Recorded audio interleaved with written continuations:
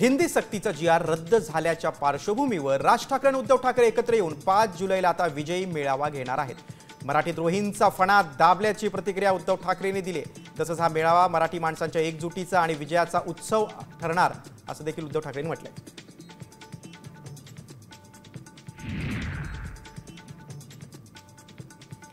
पाच तारखेचा विजय मेळावा वरळीच्या डोममध्ये व्हावा अशी मागणी मनसे नेत्यांनी केली. राज ठाकरेंनी पदाधिकाऱ्यांशी केलेल्या चर्चेत वरळीच्या डोमबाबत पदाधिकाऱ्यांचा सूर पाहायला मिळाला.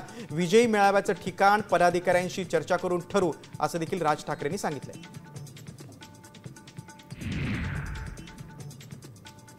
हिंदी सक्ती जी.आर. रद्द केल्यानंतर उद्धव ठाकरेंनी भाजपला टोला लगावला. ही कमळी कुठल्या भाषेतून शिकली अशा शब्दात त्यांनी निशाणा साधलाय.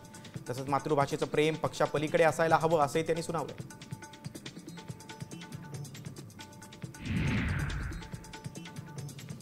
सरकारनं ठाकरे बंधूंच्या मोर्चाची धास्ती घेतली. हिंदी सक्तीचा जी.आर. मागे घ्यावा लागला असं आदित्य ठाकरेंनी म्हटले. दोन भाऊ एकत्र येऊ नये यासाठी भाजपचे प्रयत्न सुरू होते. एकनाथ शिंदे ही ठाकरे बंधू एकत्र येऊ देत नाहीत. सत्ताधाऱ्यांच्या सक्तीपुढे महाराष्ट्राची शक्ती जिंकली असं आमदार आदित्य ठाकरेंनी म्हटले.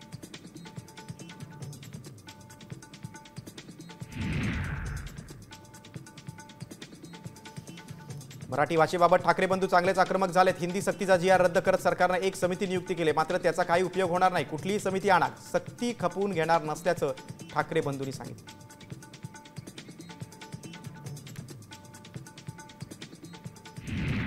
आता isakal.com आहे देशातील नंबर 1 ची मराठी न्यूज वेबसाईट. प्रत्येक अपडेटसाठी isakal.com ला नक्की भेट द्या.